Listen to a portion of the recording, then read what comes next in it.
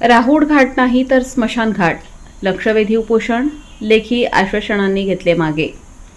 राहुड घाटात वारंवार होणारे अपघात रोखण्यासाठी येत्या 15 दिवसात तातडीच्या उपाययोजना केल्या जातील। तसेच कायमस्वरूपी उपाययोजना म्हणून प्रकल्प अहवाल डीपीआरचे काम युद्धपातळीवर सुरू असून सदर अहवालाचा प्रस्ताव राष्ट्रीय राजमार्ग प्राधिकरणाच्या मुख्य कार्यालयास पाठवण्यात येणार आहे। तो प्रस्ताव मंजूर होताच घाटातील नवीन रस्त्याचे काम लवकरच हाती घेण्यात येणार असल्याच्या लेखी आश्वासनानंतर प्रेस क्लब उमराणे व चिंचवे ग्रामस्थांनी छेडलेले स्मशान घाट हे लक्षवेधी उपोषण मागे घेतले आहे। गेल्या 15 वर्षापूर्वी सोमा कंपनीतर्फे मुंबई आग्रा राष्ट्रीय महामार्ग क्रमांक 3 चे चौपदरीकरण करण्यात आले। हे चौपदरीकरण होताना चांदवड तसेच देवळा तालुक्याच्या हद्दीतील राहुड घाटाचेही चौपदरीकरण करण्यात आले होते। मात्र हा रस्ता बनवताना घाटाच्या पायथ्याजवळ तीव्र उतार व वळण देण्यात आल्याने बहुतांशी वाहन चालकांचा वाहनावरील ताबा सुटून तसेच ब्रेक फेल होऊन या ठिकाणी वारंवार अपघात होतात। या ठिकाणी वारंवार अपघात होऊन आतापर्यंत शेकडो निष्पाप लोकांचा बळी गेलेला आहे। यापुढील काळात अपघात होऊन जीवितहानी होऊ नये यासाठी राहुड घाटाच्या पायथ्याशी असलेल्या तीव्र वळणावर सरळ रस्ता करण्यात यावा। तसेच राहुड घाटापासून अवघ्या 2 किलोमीटर अंतरावर असलेल्या चिंचवे गावाजवळही वारंवार अपघात होत असल्याने तेथेही रस्ता रुंदीकरण करून उड्डाणपूल करण्यात यावा। तसेच रस्त्याच्या दुतर्फा पथदिवे लावण्यात यावेत आदींसह विविध मागण्यांसंदर्भात राष्ट्रीय राजमार्ग प्राधिकरणाचे लक्ष वेधण्यासाठी प्रेस क्लब उमराणे, चिंचवे, सांगवी, उमराणे, तिसगाव, कुंभारडे, गिरणारे आदी गावातील ग्रामस्थांच्या वतीने शनिवार दिनांक 4 रोजी सकाळी 10 वाजता राहुड घाटाजवळील हनुमान मंदिराजवळ प्रतिकात्मक स्मशान घाट उभारून लक्षवेधी उपोषण छेडण्यात आले होते। तत्पूर्वी चिंचवेचे माजी उपसरपंच नानाजी मोरे यांच्या हस्ते हनुमान मूर्तीला श्रीफळ वाढवून उपोषणाला सुरुवात करण्यात आली। यावेळी बाळासाहेब देवरे, नंदन देवरे, विनोद पाटणी, योगेश पवार, सतीश पवार, संदीप देवरे आदींनी रस्ता बांधणीच्या संबंधीच्या भावना तीव्र शब्दात व्यक्त केल्या। त्यानंतर दुपारी राष्ट्रीय महामार्ग प्राधिकरणाचे अधिकारी श्रीकांत ढगे, योगेश पवार, सतीश पवार, संदीप देवरे आदींनी रस्त्यासंबंधीच्या भावना तीव्र शब्दात व्यक्त केल्या।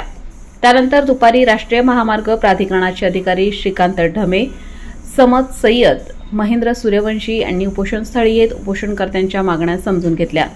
सदर मागण्यांबाबत सकारात्मक निर्णय घेऊन लवकरात लवकर उपाययोजना करण्याचे लेखी आश्वासन दिल्यानंतर उपोषण मागे घेण्यात आले। उपोषणाला चिंचवेच्या सरपंच वैशाली पवार, उमराणे बाजार समितीचे सभापती देवानंद वाघ, राजेंद्र वाघ, संदीप देवरे, शरद पवार आदींसह शेकडो नागरिकांनी पाठिंबा दिला। दरम्यान उपोषणस्थळी सकाळपासूनच देवळा तहसील कार्यालयाचे नायब तहसीलदार कैलास निकम, सर्कल गजानन डोके तसेच देवळा पोलीस ठाण्याचे पोलीस निरीक्षक सार्थक नेहते यांच्या मार्गदर्शनाखाली पोलीस उपनिरीक्षक नंदा पाटील, चांदवड पोलीस ठाण्याचे पोलीस उपनिरीक्षक कैलास वाघ व पोलीस कर्मचारी उपस्थित होते। वृत्तसंकलन समाधान केदारे, निवासी संपादक, देवळा।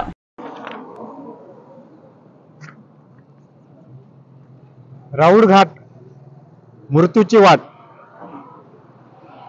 हे म्हणायला कारणही तसंच आहे।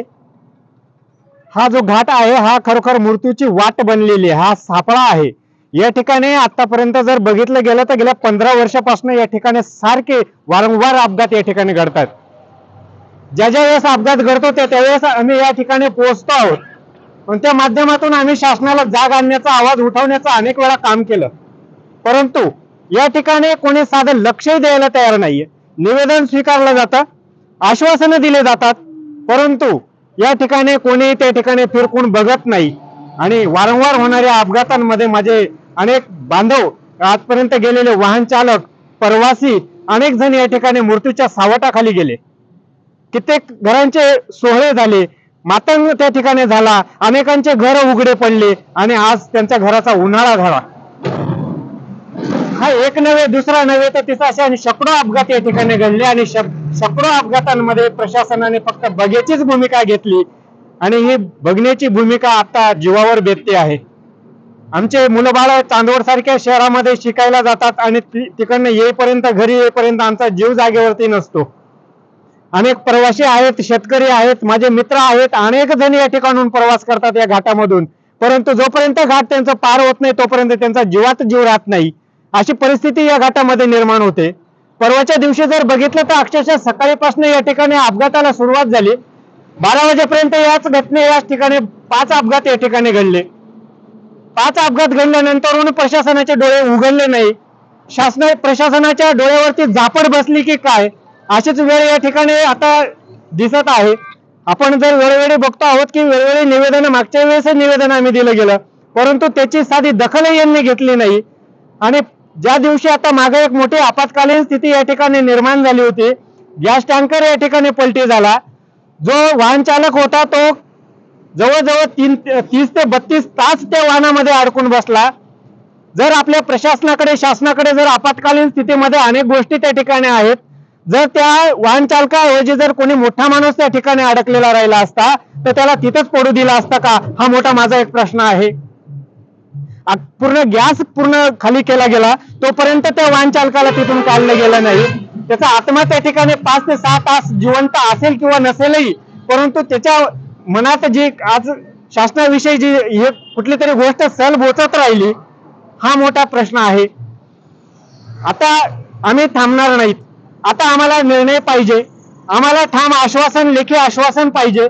आणि एकंदरीत किती दिवसाने ते काम चालू करणार आहेत याचं एक आम्हाला लेखी या ठिकाणी आश्वासन हवं आहे. पर्याय इथला संपत नाही. या ठिकाणी याच्या प्रशासनाच्या बस या ठिकाणून जातात, शासनाच्या बसेस या ठिकाणून जातात. ज्यावेळेस त्या बसेसमध्ये 30 ते 40 प्रवासी त्या बसेसमध्ये असतात आणि जो अपघात घडतो त्यावेळेस त्यांचा जो आक्रोश चालतो ना, त्यावेळेस आमचा इकडे काळीज पिवळटून निघतं, काळीज चिरून त्याच्यातल्या भावना प्रगट होतात. आम्ही पोहोचतो, आम्हाला 2-2 दिवस त्या घटना बघितल्यानंतर मनस्थिती खराब होती आणि ह्याच गोष्टीतून आम्ही कळकळीने प्रशासनाला निवेदन पोहोचवतो, परंतु आमचं कोणीही त्या ठिकाणी दखल घेत नाही. हाच मुद्दा इथं संपत नाही, पुढे आमच्या चिंचव्याजवळही तोच मुद्दा आहे. गेल्या अनेक दिवसापासून आम्ही त्या ठिकाणी पतदीपांची मागणी करतो आहोत. त्या ठिकाणी आता मागे जर बघितलं तर 8 दिवसापूर्वी एक वाहन चालकाला त्या ठिकाणी रात्रीच्या 10-11 वाजेच्या प्रसंगामध्ये त्या अंधारामध्ये त्या वाहन चालकाला मारलं गेलं, त्या ठिकाणी चाकूने भोसकलं गेलं, त्याच्या हातातून पैसे हिसकवले गेले आणि त्या वाहन चालकाचा आक्रोश ज्यावेळेस चालत होता ना त्यावेळेस काळीज फाटून निघत होतं. परंतु त्यावेळेसही आम्ही वेळोवेळी सांगण्याचा प्रयत्न केला, पण त्यावेळेसही कोणी ऐकलं नाही. आता आम्हाला हे पाणी आता डोक्यावरून जात आहे, आम्हाला त्या ठिकाणी अर्जंटमध्ये आम्हाला हे पतदिवे हवेत, सर्व रस्ते हवे आहेत आणि तिथेही आतापर्यंत अनेक लोकांचे संसार उघड्यावर पडलेले आहेत. आजपर्यंत त्या घरांमध्ये आज साधं एक कुठलाही धुरही निघताना त्या ठिकाणी दिसत नाही, असेही घर त्या ठिकाणी पोरके झालेले आहेत.